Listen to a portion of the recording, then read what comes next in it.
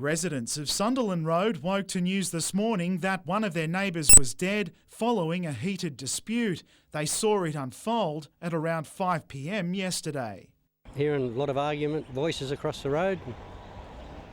And we hear that all the time, and it didn't take much notice till it got louder and louder and swearing. And the victim, known to neighbours as Glenn, then left his front yard before being allegedly stabbed in the chest further down the street. He just collapsed straight on the ground when I went over to him and couldn't do much there, and then I rang the ambulance. Neighbours say they went to the man's side with towels to help try and stop the heavy bleeding. He was then worked on by paramedics before being taken to the John Hunter Hospital. The 48-year-old, short time later, a 42-year-old woman appeared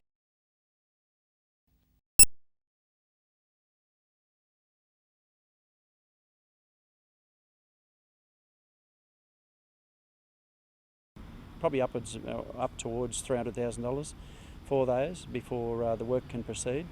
And the only problem with that is that local government has to match that amount of money, and that's something we certainly don't have in our budget.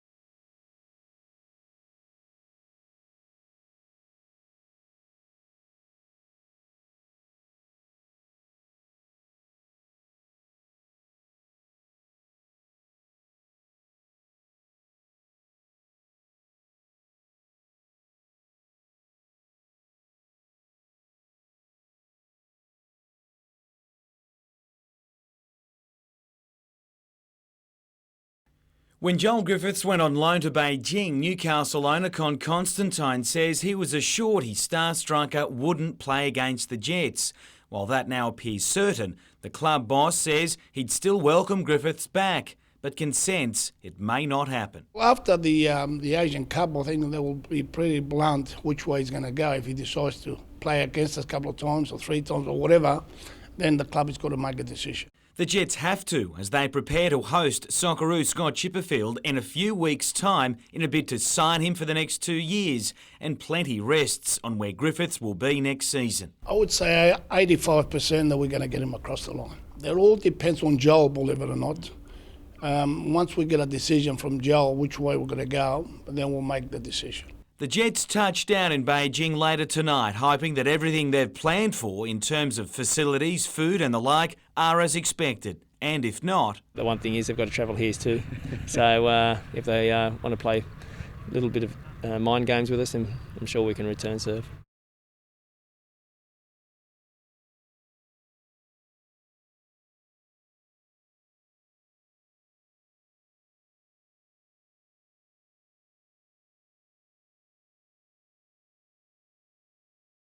The girls who go out there play the natural game, express yourself, and natural talent, make a name for yourself. And Western cricketers less like to enjoy their cricket and play shots, bowl aggressive, feel aggressive. So I think that's the aim.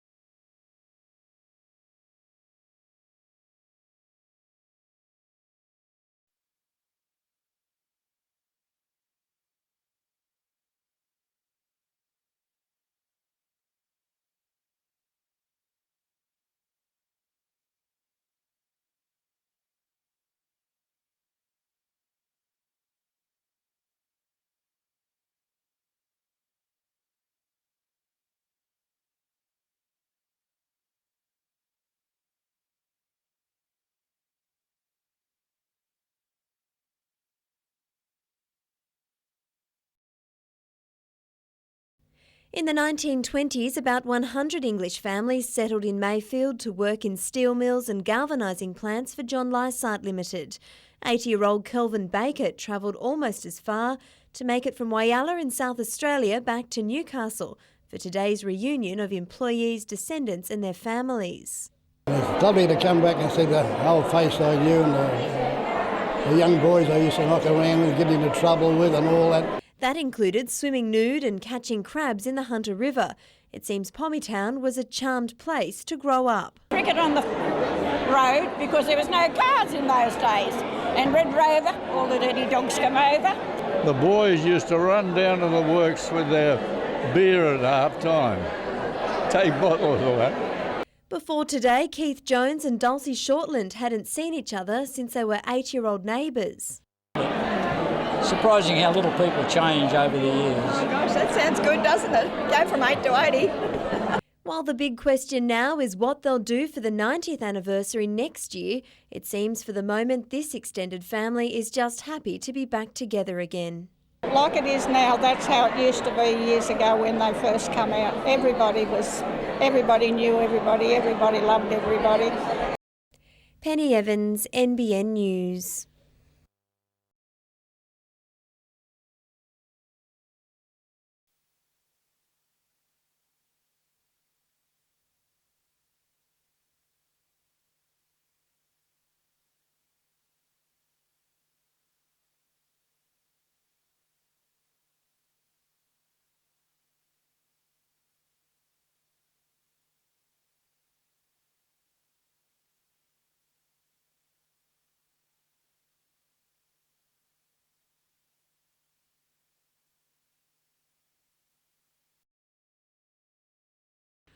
South Africa was cruising at 3 for 94 when things turned for the worse. It sparked a major collapse and Wendy's bowler Stephanie Taylor was at the centre of it. 3 South African wickets fell in one of her overs alone as the tournament's surprise packets lived up to reputation. It was Calypso cricket at its best, with Taylor having a hand in just about everything as she claimed 4 for 17. The South Africans losing their last 7 wickets for just 22 in the sort of collapse that would have them worried ahead of Tuesday's match against Australia.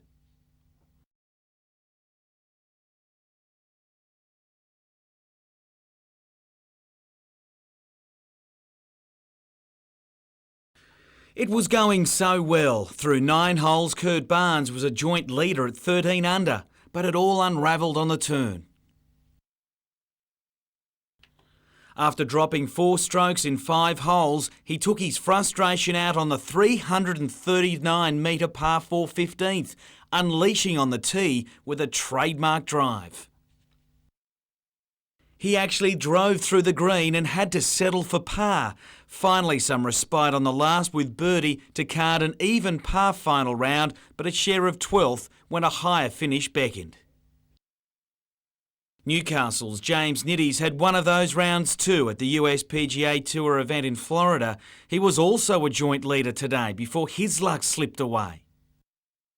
Despite dropping 3 strokes in his closing holes, he'll start the final day 4 shots off the lead.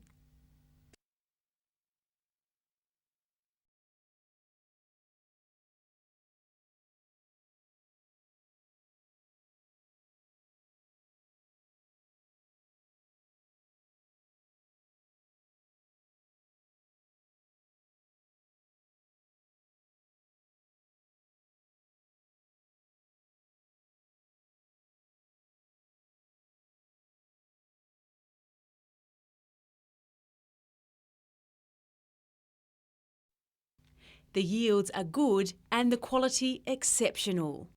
Well, you can really close your eyes and take your pick, but the Chardonnay's the best we've made, at least since 2005. While the vintage is down around 20% nationally, the Hunter has stripped 20,000 tonnes of grapes in the past 2 months. Chardonnay, Semillon and Shiraz are shaping up to be the top drops for 2009, while the late picked reds are also up there. It's a welcomed end to a challenging 12 months for the industry, which has made a comeback from its worst harvest since 1971. And while there's plenty to smile about right now, Mr Tyrrell says the current economic climate is proving challenging, with growers asking, will we survive? And the answer is we don't know. I think we're all, in all parts of the economy, there's a great degree of uncertainty. Mr Tyrrell says there will be continued pressure to reduce prices for supermarket sales, but is unsure just how much more growers can take. Colleen West, NBN News.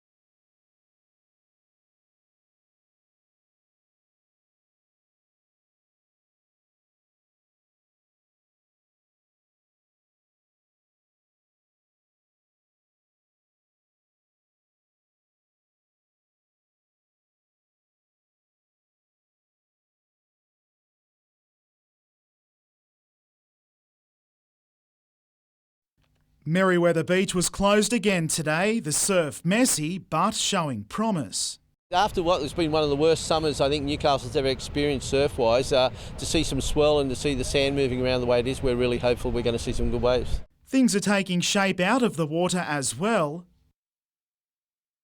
Demountables are being lowered into place and John Parade now cut off. Not that local businesses seem to mind, preparing for their busiest time, literally squeezing every cent they can. Fresh juices, orange, watermelon and pineapples, always a favourite. We've got lots of stock in, got lots of staff prepared to work hard over the next few days. For organisers, the hard work is now behind them in securing funding and just enough to keep the iconic contest going.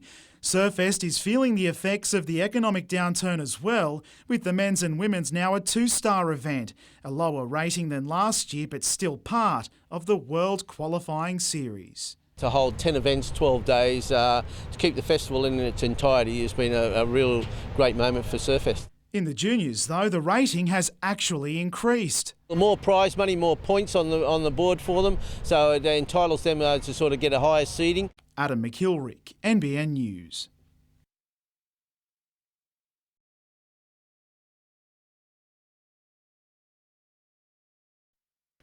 Sydney Gas has begun drilling water bores on private land to determine whether pumping water from the coal seam has any impact on aquifers used by the Broke community. We hope to show that the coal seams that we are accessing are not connected to the aquifers that the people use for their own farm communities. It's the first step in what would be a very long process to determine whether the village could one day provide natural gas for homes and businesses across the state. The 3-month study has been commissioned by Sydney Gas following concerns from locals who say the site is too close to the public school and to houses. Look after our rights, look after what we have here in the land and not put it at risk. It's just natural gas. It's the same gas that's piped into millions of homes and schools throughout Australia. Every major city, Newcastle for example, has major gas lines through it, and that gas is piped into all the homes. So we don't see any risk at all to the school. The local action group says it doesn't want any drilling carried out here, and they're calling on the state government to take action. A full environmental assessment would open it up for public scrutiny and scrutiny from the Department of Planning. At this stage, there has been no public scrutiny.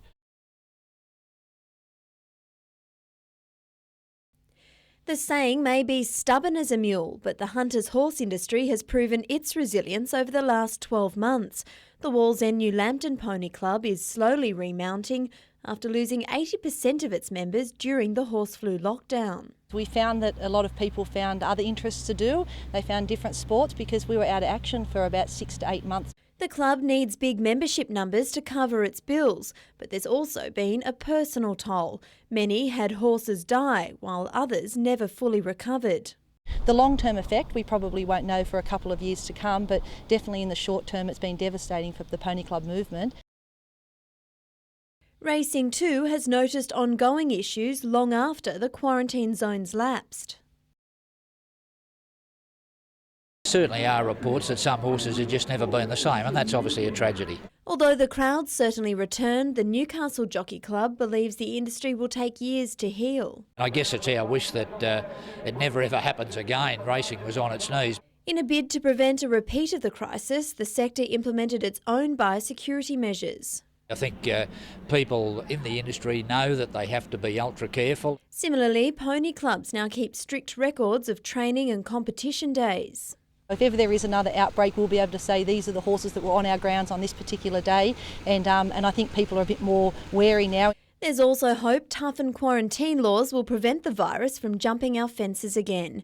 Penny Evans, NBN News.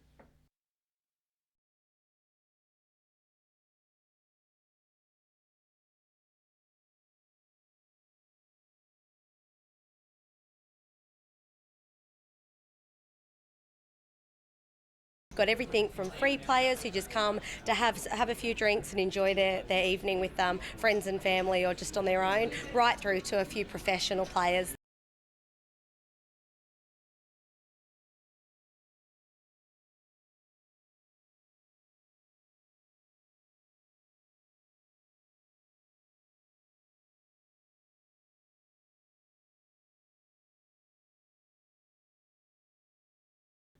In the most unforgiving environments on earth, on the most unlikely pitch, a game of cricket will be played. Purists might question the venue, but not the cause. One charity is the UK-based Lord's Taverners, the other, the Himalayan Trust. We wanted to leave a legacy in Nepal. That was the charity that was set up by Sir Edmund Hillary to assist Sherpas and the way of life, so that tied in quite nicely with that as well. Now living in London, 28-year-old Nick Tuvey and his fellow fundraisers have been training with vigour. He's part of Team Tenzing, which will play Team Hillary. Leaving Kathmandu, the group of 50, including medics, players and umpires, will trek for 10 days to the spot stumbled upon by the organiser in 2006. I came over this peak and dropped down onto this amazing plateau, which to me just resembled a cricket field. Exactly in the same proportion, perfectly flat, and I just wondered whether it would be possible to play a game of cricket there one day. They've called it the Everest test, and at 5,000 metres above sea level it certainly will be. Those who've been there say the air is so thin it's like breathing through a straw. There's also the threat of altitude sickness and, of course, a game of full format 2020 cricket to play. Everyone going is paying their own way, and Nick's had help from home, albeit with reservation, given he once suffered from chronic asthma. I asked him not to go, actually, but he just said, I'm going. Determination necessary on such a mission. Some reassuring words from Mum help too. Have a good time, stay safe, and for those that won't make it, and some of them won't, you haven't failed. You've done well. Adam McIlrick, NBN News.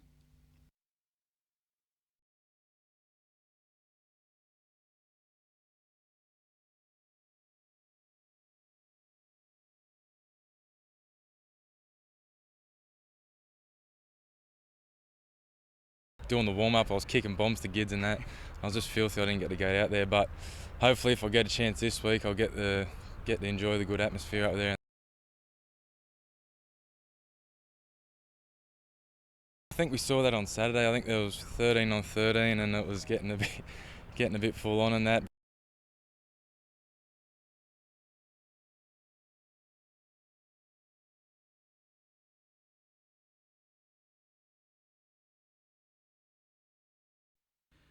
They've played together for club, state and now country, and tomorrow opener Leah Poulton and fast bowler Sarah Andrews have the chance to represent in a World Cup on their home ground. I guess it's something I've always dreamed of, and I'll have family here and friends and that sort of stuff, so really exciting. It would be really special. I remember as a kid I watched a game against Australia and South Africa here, and that was some 10 years ago now, and I remember sitting there thinking how great would that be, so to get the opportunity in a World Cup would be fantastic.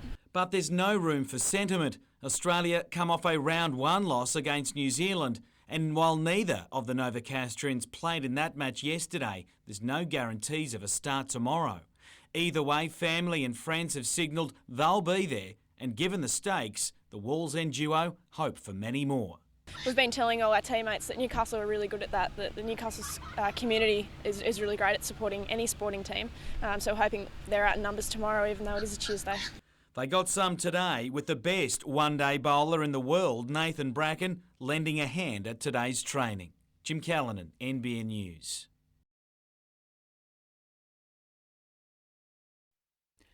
The Newcastle Jets know the best and worst of Joel Griffiths. He's seen plenty of red in the past when he lets opposing sides get to him, and he's sure to get extra attention tomorrow night.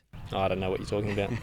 While the coach remains coy, Joel's twin brother Adam has some ideas for a player who's been known to react in the strangest of ways. I think all I have to do is step on his toes and he might give me a whack in the nuts. A birdie to finish James Nitty's final round at the US PGA Tour event in Florida offered some relief after a tough day for the Charlestown rookie. A 1-under par $5 Australian from just 7 tournaments. It got a bit sideways for the final round of the Regional Surfboat Series on the Central Coast at the weekend. The Dixon Park Open men's crew dominated in challenging conditions, while Nobby's Beach women's crew won the day but not the title, with overall honours going to rivals McMaster's Beach.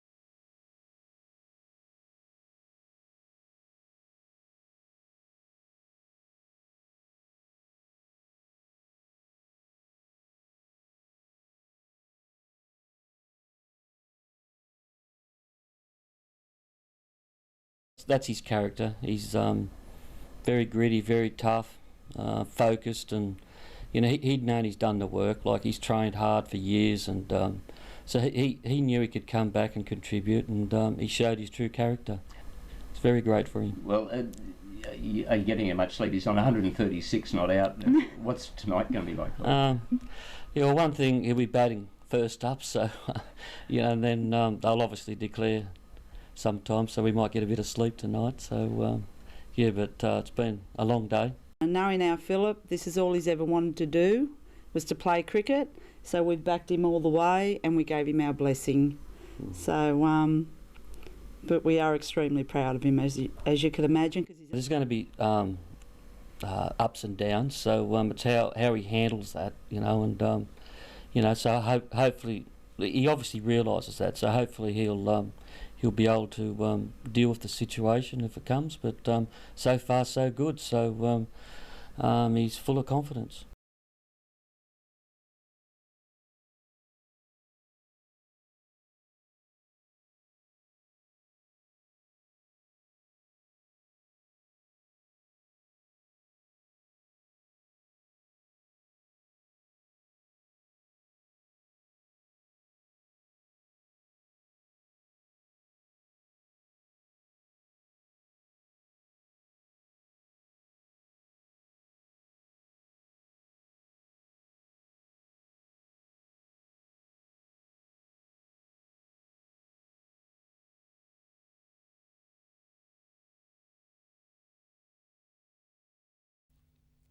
Another town, same story. Nobody wants to see young people's venues closed down or restricted.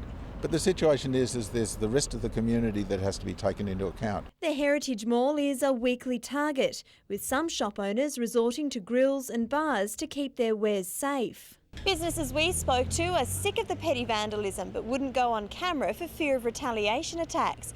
They say it's not just pub patrons that are the problem, but underage drinkers who come into town on the weekends just to cause trouble. They're the key people we're trying to target with the alcohol-free zone. They're the people who are coming in and wrecking it for those who've come out for a good night. A community working party is pushing for a CBD-wide alcohol-free zone that's likely to be unveiled to the public next week. But that's not urgent enough for Arch Humphreys, who raised the issue in council late last year. I find that really disappointing because it means it'll be basically the winter time before the alcohol-free zone comes in. So we've basically lost 6 months. The local liquor accord believes a combination of extra lighting, CCTV and policing would stamp out the bad behaviour. They've already introduced a code of practice for all licensed venues with extra restrictions on late-night traders. We think we've got our foot on it. But Councillor Humphreys thinks the problem is bigger than Maitland and needs a valley-wide approach. I think the only thing that will sort it out is we have a common curfew right through the Hunter, because they will just move from one to the other. Penny Evans, NBN News.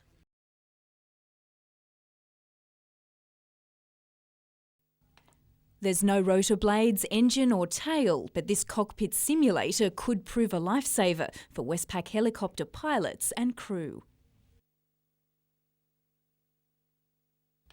It's called Hewitt, or Helicopter Underwater Escape Training, and they hope they'll never have to put it into practice.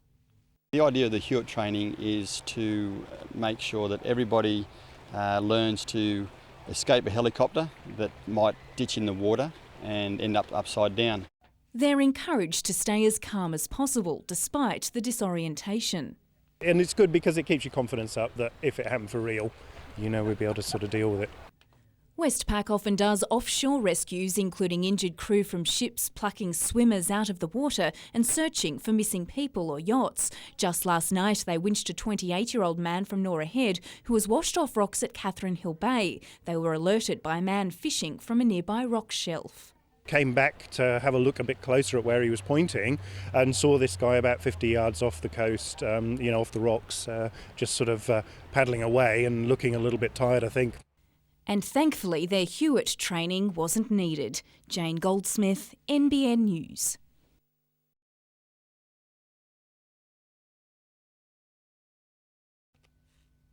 Surfest organisers always throw in something different, and this year is no exception. This year we're trying to emulate a World Championship Tour competition here, and we're doing that by having man-on-man heats all the way through the competition.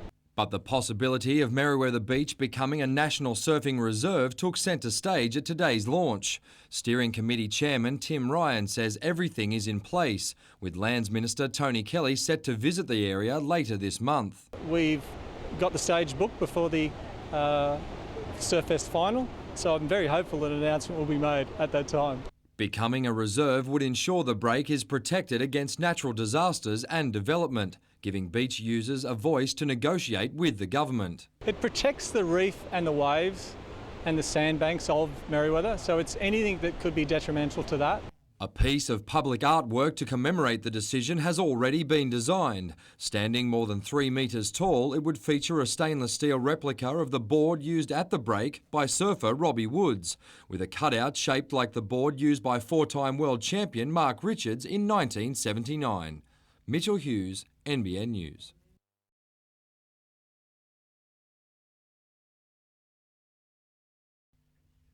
Signing up for green power is a way to get clean energy from the grid and reduce your home's carbon footprint.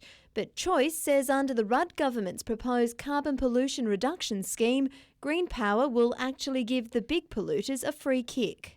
Industry will actually be able to push more carbon out into the atmosphere merely because consumers have taken voluntary action to save it.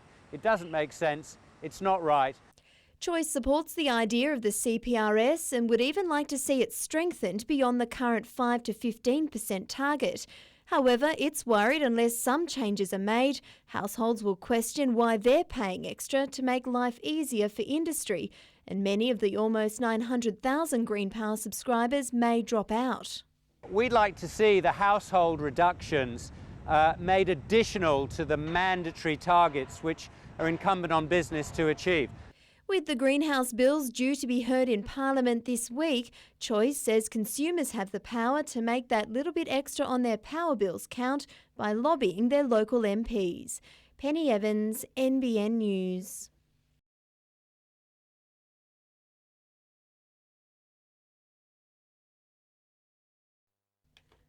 During peak hour last night, a tip truck carrying 12 tonnes of soil careered off Crowder Street in Lambton, hit a power pole and skidded down an embankment. It then slammed into a fence, through a backyard and into a house, coming close to owner Mr. Kochachevsky, who was about to step outside into the truck's path.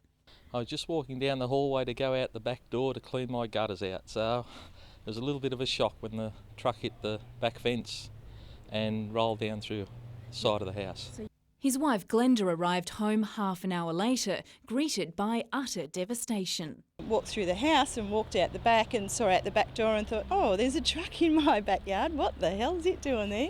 I could have been much worse. We spend a lot of time out in the back deck, and that's the area that got hit the most, and we have grandkids that spend a lot of time over here. The road's been a bone of contention for years in this neighbourhood. The houses back onto a steep hill and there's no barrier in between them and the vehicles. They say traffic lights at the bottom of the hill often bring traffic to a sudden halt. We've always been expecting something to happen with the way that people travel down the hill from the John Hunter, and I suppose you call it an accident waiting to happen. And fortunately, no one was injured in the collision. The 55-year-old truck driver was taken to the John Hunter Hospital for observation. The police and the RTA are still investigating the cause of the crash. Feel very lucky, and we've still got a house and we've still got ourselves, so that's the most important thing. Jane Goldsmith, NBN News.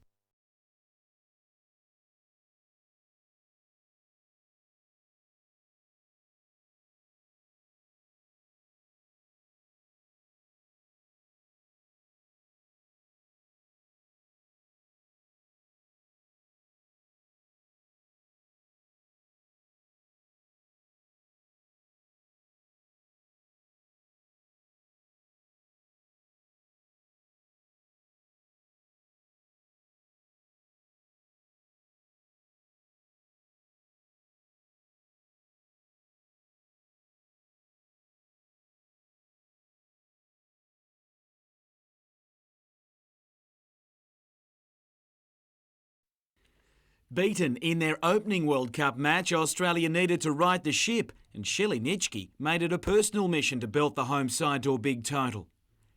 Cruising to 75, Alex Blackwell let her guard down. Normally that'd be a good thing, but Australian captain Karen Rolton carries a big stick and doesn't mind using it. She ripped into the South African attack, smashing 3 fours in 1 over as she raced past 50. Nitschke falling for 87, while Rolton was left stranded on 96 after being denied the strike in the last over. But it was an innings which even impressed the boss of world cricket. That's going to be a very tough score for the South Africans to chase down. Fantastic. I mean, there was some absolutely good batting. The Southern Stars not too bad in the field either, as the visitors' innings got off to a poor start. Their captain, Trisha Chetty, did what she could with a stylish 58 which included 6 boundaries. But the Aussies put the skids on the run chase to chalk up their first win of the Cup.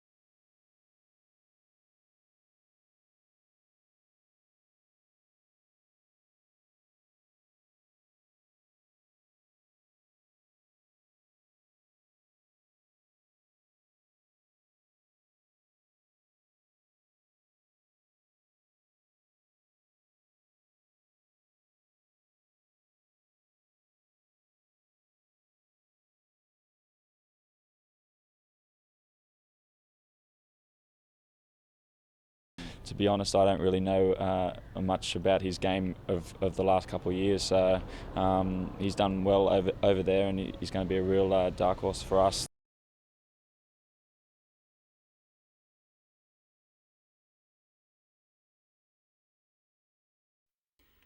There's only so much training you can take, and the Knights are just like every other NRL side this time of year. There's nothing like a proper comp game, and I think everybody who's, including yours truly, are totally ready for it.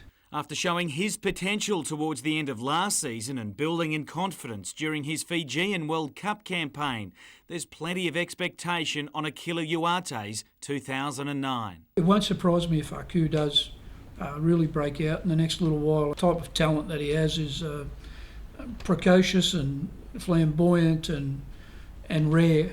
He's so fast. It also means he'll be a likely target by the Gold Coast. They may score a try or two on him, and if they do, they'll keep coming. And if they happen to miss a tackle when he catches that ball and they're on the chase, they might all be filing up behind their own goalposts. None of his rival captains have picked Newcastle to make the top 8, but that doesn't bother the Knights skipper. Kurt Gidley has his own expectations. To win the competition is obviously the main goal, but the semi-finals to start with is a good goal. It's been hard to escape the headlines hounding League of late, and both captain and coach admit to frustration on several fronts, especially the general damage to the game. You only have to be accused to cause it a black eye now. You don't have to actually be guilty. All you have to do is be accused. Jim Callanan, NBN News.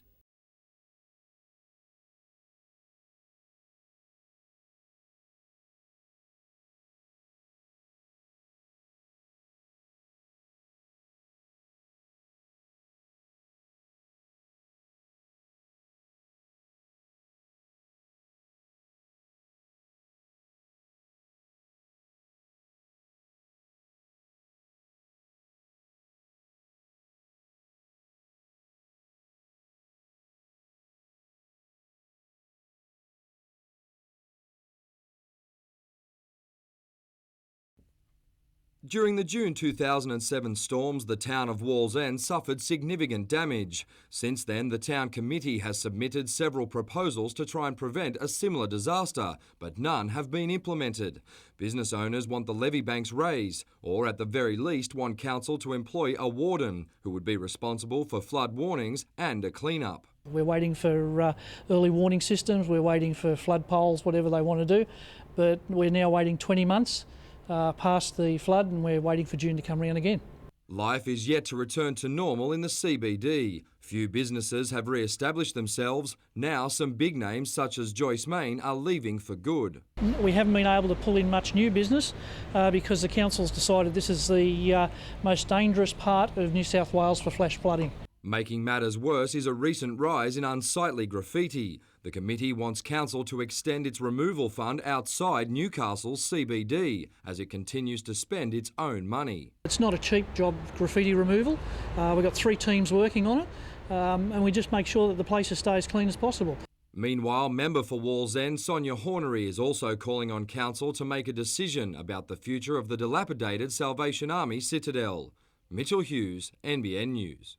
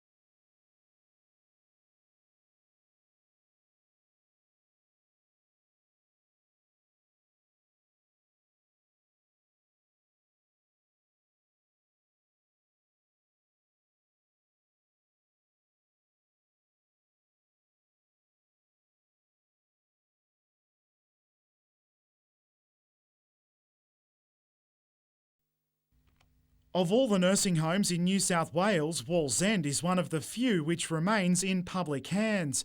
But the state's health department feels it's time to let go, about to call for new management models to improve the level of care through one word: privatisation. The staff are protected in this transition with a framework that's been agreed between the government and the unions. However, the union now believes those guarantees could be worth nothing. At the moment, the department is trying to change that particular policy by incorporating involuntary redundancies so people can simply be sacked. As part of the proposal, workers will be given the option of remaining Hunter New England Health employees. That could mean being transferred within the service. And while there are options for people living in Newcastle, there's less choice in places like Muswellbrook and Gloucester. Meanwhile, Hunter New England Health has this week approved a pay structure for its 1,100 allied health workers 16 months after the award was introduced. Staff are owed hundreds of thousands of dollars in back pay alone.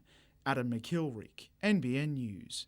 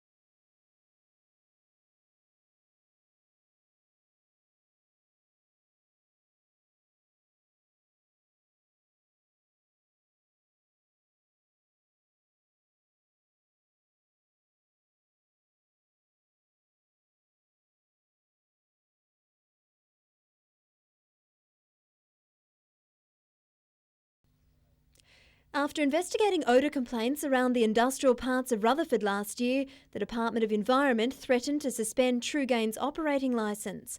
But the company appealed and won a stay until mid-February to allow time to overhaul the afterburner at its waste processing plant. A review by independent experts last month found while the company had undertaken some works, more needed to be done, so the court today granted an extension. Residents say whatever is causing the smell was back in action yesterday. It's not the sewer smell that some residents of Maitland have been complaining about recently. It's the smell that we've always been talking about, the burnt, oily, sump oil gaseous smell. They're worried about noxious chemicals and want a pollution monitor that was promised to nearby Talara several years ago to finally be installed. It was meant to be here in 2003 and it's 2009 and we still don't have it. It's clear that we desperately need some form of air monitoring going on in this area. The Trugain matter will be back in the Land and Environment Court on the 22nd of April after the next site inspection.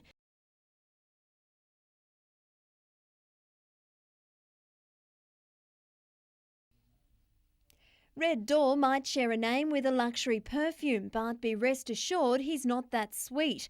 This bronc hasn't been ridden in his last 9 rodeos, and that's why he'll be the Cowboys' favourite at this weekend's Reg Lindsay tribute. He's the one they'd like because he's if they ride him, they win it, you know. And most cowboys like to get on the horses that are going to test them out. They don't want to get on horses that don't buck. Terry reckons it's a pretty charmed life being a buck jumper, 8 rodeos a year, averaging 8 seconds work to be hand-fed every morning.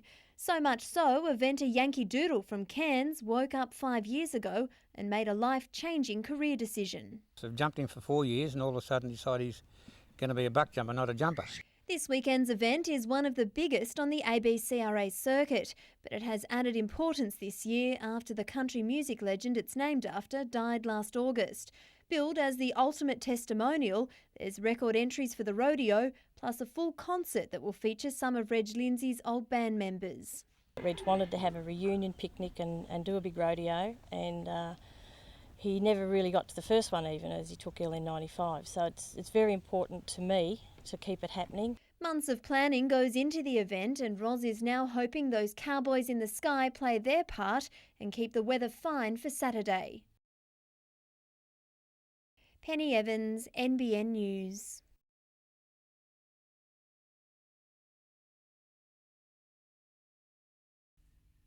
The Champions League clash saw 5 players making their first appearance in Jets colours. For debutant Nikolai Topor-Stanley, it was a night to forget.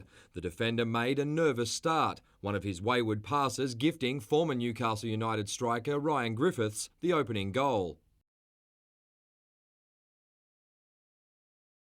Minutes later, another mistake gave brother Joel his first opportunity, but the former Jets captain was off target. Adam DePuzzo presented Beijing with its next chance. Impressive midfielder Wang Chang-Ching denied by a brilliant Ante Kovic save.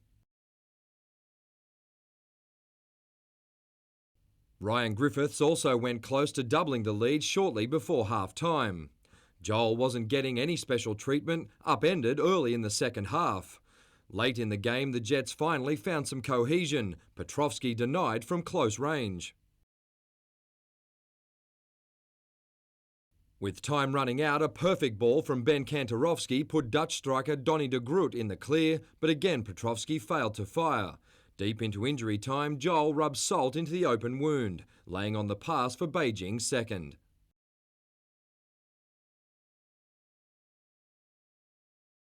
Mitchell Hughes, NBN News.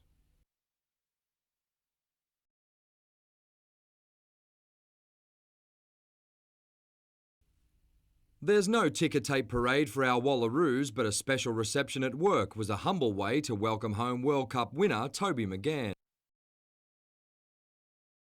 Having originally missed out on selection, Toby played a huge part in Australia's historic run. Yeah, I was just going down to Canberra just to help out the team as a shadow player, and then unfortunately there was an injury first day and got the call up.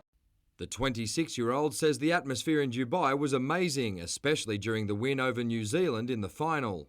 Beyond anything that I would have expected I'd play in my lifetime, I guess having the men's tournament there as well increased the crowds. The final was played in front of 35,000 people. Normally used to treating cancer patients with care, the radiation therapist has no problem inflicting pain on the field.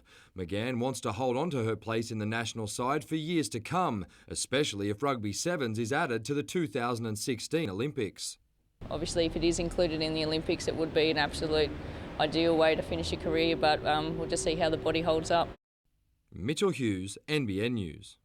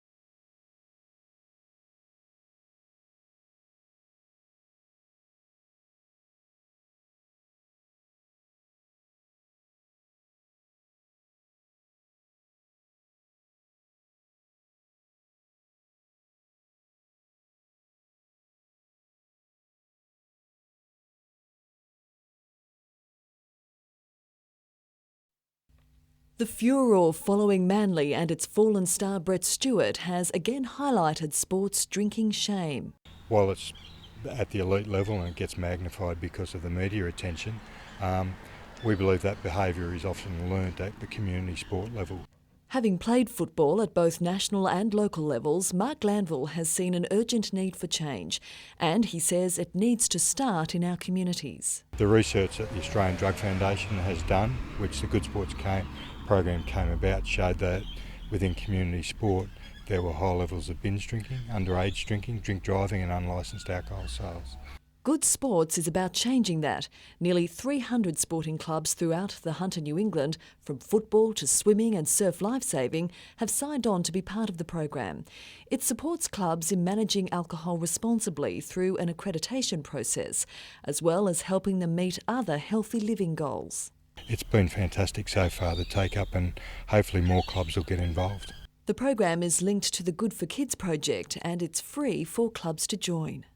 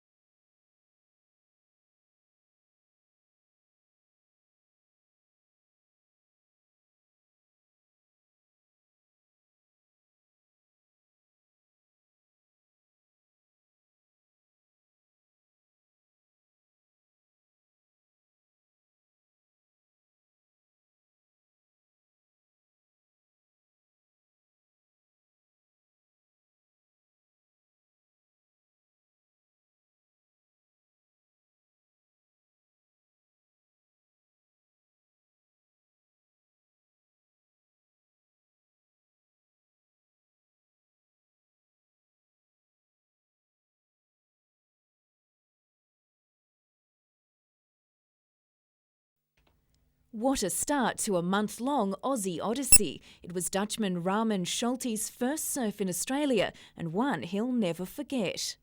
I'm travelling around for about a month with my girlfriend on a camper, and yeah, we're just started. My first day in the water in Australia. The experienced surfer was chasing waves near the reef towards the northern end of Nobby's Beach and 100 metres out when he froze. Well, first of all, it was pointing at me, and it had two fins out of water that were both vertical, and it was moving in a horizontal motion rather than vertical, like dolphins used to do.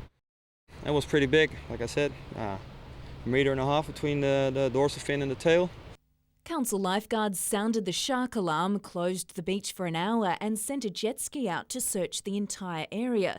Their jet ski is the only one covering all 6 Newcastle beaches, and they're hoping to receive government funding for another one. Another ski maybe on the other open stretch at Merewether to Bar Beach would be handy. Maybe make it quicker to respond to situations like shark sightings. Jane Goldsmith, NBN News.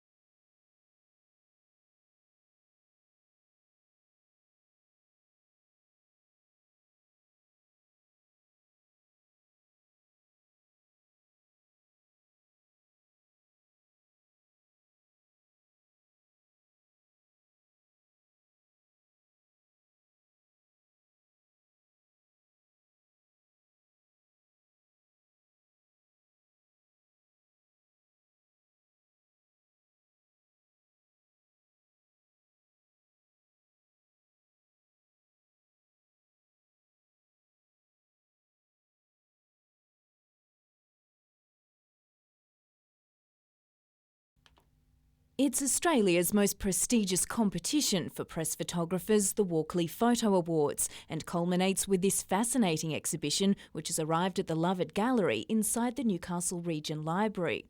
There's a broad cross-section of subject matter covered in the exhibition, everything from sport to news, portraits and just events that have happened around the world. The exhibition ranges from powerful single images to quirky photojournalistic essays, with up to 12 photos covering one subject.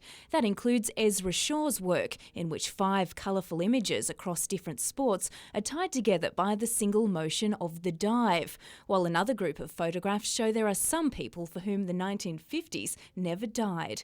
The exhibition captures the highs and lows of the year, as well as dramatic contrasts in subjects and stories, with striking sports images to a suicide bombing in Afghanistan, in which the photographer was wounded from shrapnel. The exhibition will run until April 18. Jane Goldsmith, NBN News.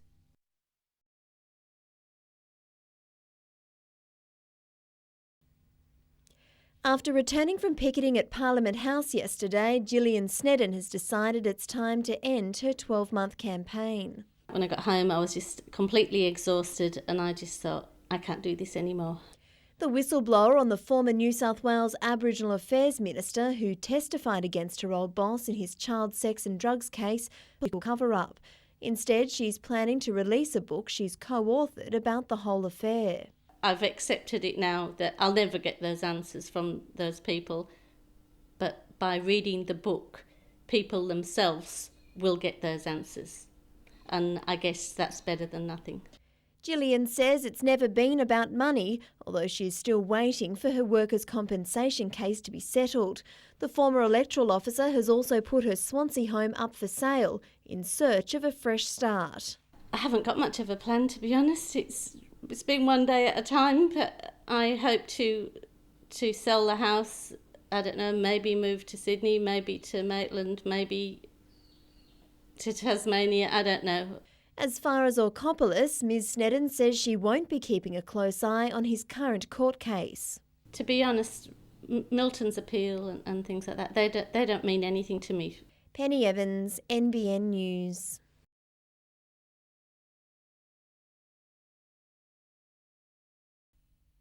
Jets players and staff arrived at club headquarters exhausted after their first away trip in the Asian Champions League. Everyone's fairly tired, obviously going through the night, trying to get some sleep on the plane isn't the most ideal, so boys will have a decent sleep today and we'll get back into it tomorrow. Despite the 2-0 loss, the coach found plenty of positives, but he'll have little opportunity to allow his new look side to gel. It all takes time, but unfortunately we don't have a great deal of time. He's unlikely to make wholesale changes for the clash with Ulsan, hoping to build the confidence of players such as a very apologetic Nikolai Topor-Stanley. That's where we need to get better and rally around Nikolai and try and ensure that we make some easy options for him to get back into the rhythm of the game. Having coached all 3 of the Griffiths brothers, it was tough for Van Egmond to watch Joel and Ryan in opposition colours, but he believes the Jets can have the last laugh. They get bragging rights at this moment, but they may have won the battle, but the war's not over yet. Mitchell Hughes, NBN News.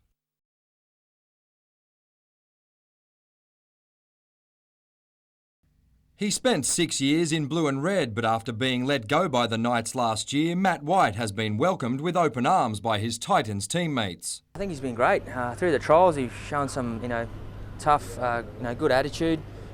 Really stands up to the opposition forward pack. The new nicknames have been coming thick and fast. Skull Crusher, Benjamin Button. Selected in the front row alongside Luke Bailey, White is looking forward to the clash with the Knights but doesn't harbour a grudge. I haven't really talked to any of the boys, only a couple of messages just congratulating on making the starting side and stuff, so they just said they'll see me after the game. The Knights will test a new halves combination on Sunday as Ben Rogers takes his place alongside Jared Mullen, a pairing that's proving popular but is by no means permanent. He's younger than me, but he's still, I'm learning a fair bit off him myself, He's a good communicator and he's, as I say, he's teaching me things too. It's not the permanent fixed halves, obviously. You still got Scotty Giro and Luke Walsh train very well, and just see how we go on the weekend. Labelled one of the worst buys in the NRL this season, Rogers has won plenty of support from his coach and teammates. I'm happy at the moment. We're playing together pretty well and starting to build a nice combination. Mitchell Hughes, NBN News.